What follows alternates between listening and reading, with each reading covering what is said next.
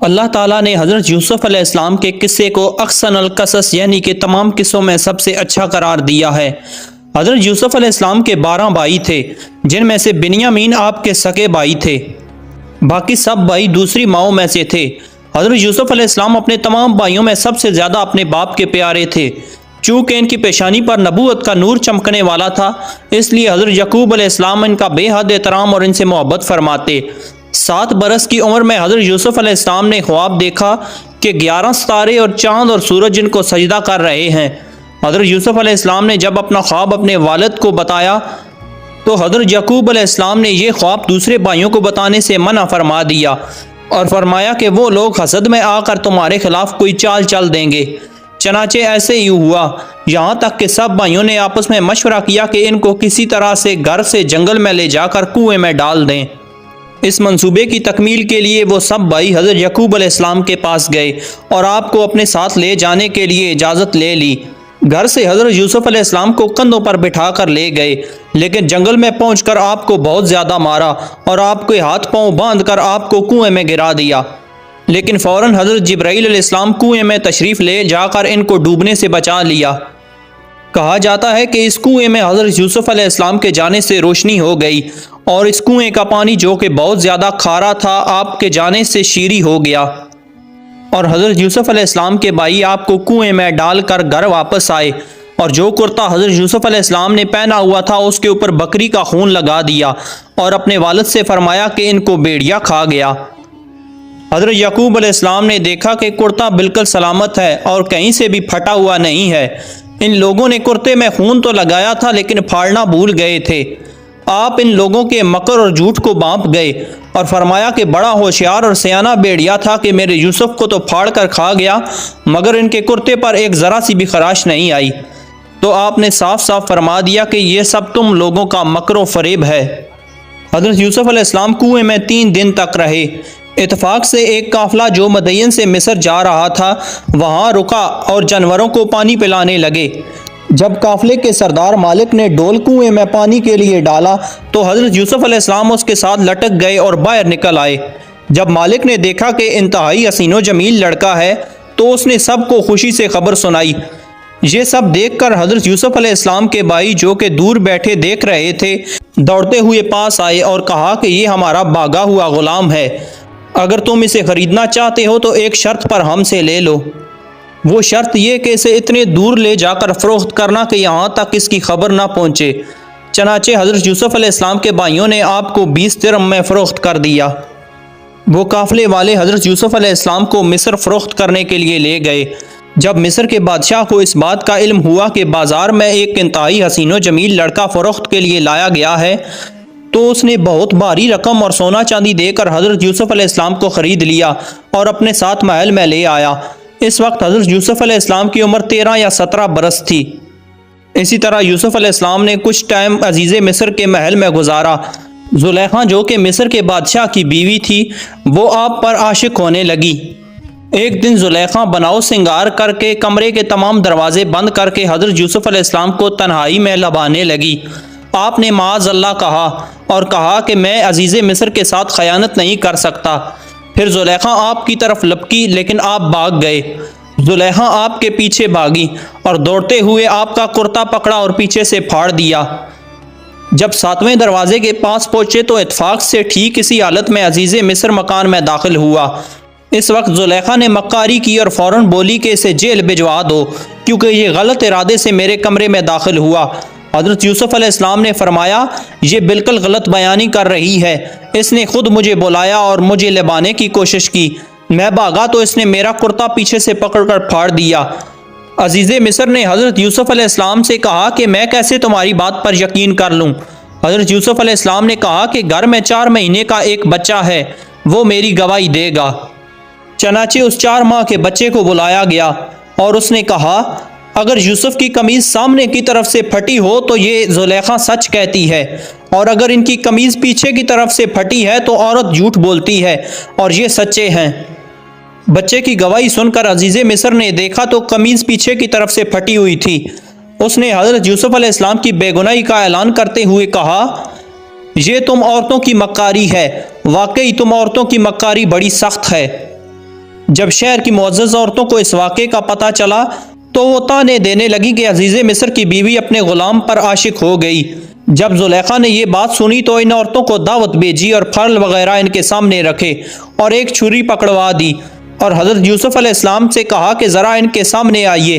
جب ان عورتوں نے حضرت یوسف علیہ السلام کو دیکھا تو حیرت کے مارے آنکھیں پھٹی کی پھٹی رہ گئیں۔ پھل کاٹنے کے بجائے اپنے ہاتھ کاٹ لیے، بولی یہ تو انسان نہیں بلکہ یہ تو فرشتہ ہے۔ ان خواتین نے اپنے اپنے طور سے حضرت یوسف علیہ السلام کو اپنے جال میں پھنسانا چاہا، لیکن حضرت یوسف علیہ السلام ان کے دامن فریب میں نہ پھنسے۔ جب اس طرح کے واقعات بڑھ گئے تو وزراء اور ارکان سلطنت نے عزیز مصر سے مشورہ کیا اور طے پایا کہ یوسف علیہ السلام کو قید خانہ بھجوا دیا جائے۔ آپ 7 یا 12 سال جیل کے اندر رہے اور قیدیوں میں توحید اور اعمال صالح کی دعوت فرماتے رہے۔ تمام قیدی آپ کے حسن اخلاق اور آپ کے کردار کے گرویدہ ہو گئے۔ جب آپ قید خانے میں تھے تو مصر کے بادشاہ نے ایک خواب دیکھا کہ 7 موٹی تازی گائیں ہیں جنہیں 7 دبلی پتلی گائیں کھا رہی ہیں۔ اس کے علاوہ 7 خوشے ہرے بھرے ہیں اور 7 اور ہیں جو سوکھے ہوئے ہیں، اور 7 لوگوں سے کہا کہ اگر تم تعبیر بتا سکتے ہو تو اس کا مطلب بتاؤ۔ تو ان میں سے ایک شخص قید خانے میں گیا اور حضرت یوسف علیہ السلام سے اس خواب کی تعبیر معلوم کی۔ حضرت یوسف علیہ السلام نے بتایا 7 سال لگاتار کھیتی کرو اور ان کے اناجوں کو بالیوں میں محفوظ رکھو، پھر 7 سال تک سخت خشکسالی رہے گی۔ قید کے ان 7 برسوں میں پہلے 7 برسوں کا محفوظ کیا ہوا اناج لوگ کھائیں گے، اس کے بعد پھر ہریالی کا سال آئے گا۔ جب بادشاہ تک یہ تعبیر پہنچائی گئی تو بادشاہ نے کہا کہ حضرت یوسف علیہ السلام کو فوراً جیل سے رہا کیا جائے اور میرے دربار میں پیش کیا جائے۔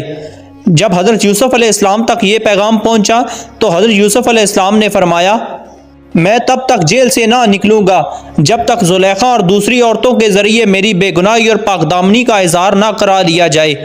اس کے بعد زلیخا اور دوسری عورتوں نے کہا کہ خطا ہماری ہے، یوسف علیہ السلام سچے اور پاک دامن ہیں۔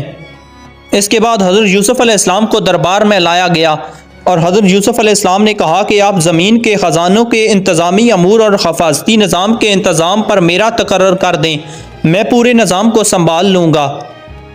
چنانچہ اس کے بعد آپ کو مصر کی حکمرانی کا اقتدار مل گیا۔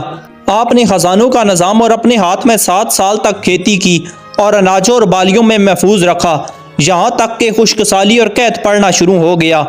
جب زور و شور سے قحط پڑا تو آپ کے بھائی کنعان سے مصر غلہ لینے کے لیے آئے۔ آپ نے اپنے بھائیوں کو دیکھتے ہی پہچان لیا، مگر آپ کے بھائی آپ کو نہ پہچان سکے۔ اس پر حضرت یوسف علیہ السلام نے فرمایا مجھے معلوم ہوا ہے کہ تمہارا ایک بھائی اور بھی ہے، آئندہ اس کو ساتھ لے کر آنا ورنہ تمہیں غلہ نہیں ملے گا۔ پھر حضرت یوسف علیہ السلام نے اپنے غلاموں سے کہا کہ تم لوگ ان کے پیسوں کو ان کو بوریوں میں ڈال دو، یہ لوگ جب اپنے گھر پہنچیں گے اور پیسوں کو دیکھیں گے تو ضرور واپس آئیں گے۔ چنانچہ آپ کے بھائی آپ کے والد حضرت یعقوب علیہ السلام کے پاس پہنچے اور سارا ماجرا بیان کیا اور کہا کہ اگلی بار ہمارے ساتھ بنیامین کو بھی بھیج دیں اور ہم اپنی جان پر کھیل کر ان کی حفاظت کریں گے۔ چونکہ حضرت یعقوب علیہ السلام پہلے ہی حضرت یوسف علیہ السلام کی وجہ سے پریشان تھے اور ان کے چھوٹے بھائی بنیامین کو نہیں بھیجنا چاہتے تھے، مگر ان کے بھائیوں کے بہت زیادہ اصرار پر آپ نے ان کو ان کے ساتھ بھیج دیا۔ جب بنیامین حضرت یوسف علیہ السلام کے پاس پہنچے تو حضرت یوسف علیہ السلام نے ایک چال چلی، تمام بھائیوں کی بوریاں اناج سے بھر دیں اور اپنے بھائی بنیامین کی بوری میں سونے کا پیالہ ڈال دیا، اور ایک کہنے والے نے کہا کہ تم لوگ تو چور ہو۔ سب بھائی متوجہ ہوئے اور کہنے لگے اللہ کی قسم ہم چور نہیں ہیں۔ پھر پیالے کو ڈھونڈا گیا تو وہ پیالہ بنیامین کی بوری سے نکلا۔ اس پر سب بھائی کہنے لگے کہ بنیامین کی جگہ ہمیں پکڑ لو، کیونکہ اگر بنیامین یہاں رہے تو ہمارے والد بہت پریشان ہوں گے۔ لیکن حضرت یوسف علیہ السلام نے اپنے بھائی بنیامین کو اپنے پاس رکھ لیا۔ یہ معاملہ دیکھ کر سب سے بڑا بھائی یہودا کہنے لگا میرے بھائیوں سوچو تم نے اپنے والد کے ساتھ عہد کیا ہے کہ اپنے بھائی بنیامین کو ساتھ واپس لائیں گے، اور اگر بنیامین نہ گیا تو میں بھی یہیں پر رکوں گا۔ اس کے بعد یہودا کے علاوہ تمام بھائی واپس کنعان چلے گئے اور سارا واقعہ حضرت یعقوب علیہ السلام سے بیان کیا۔ حضرت یعقوب علیہ السلام نے فرمایا یوسف کی طرح بنیامین کے معاملے میں بھی تم لوگوں نے ہیلا بازی کی ہے، خیر میں صبر کرتا ہوں اور صبر بہت اچھی چیز ہے۔ پھر آپ نے دوسری طرف منہ پھیر کر رونا شروع کر دیا اور یوسف علیہ السلام کو یاد کر کے اتنا روئے کہ شدت غم سے نڈال ہو گئے اور روتے روتے آنکھیں سفید ہو گئیں۔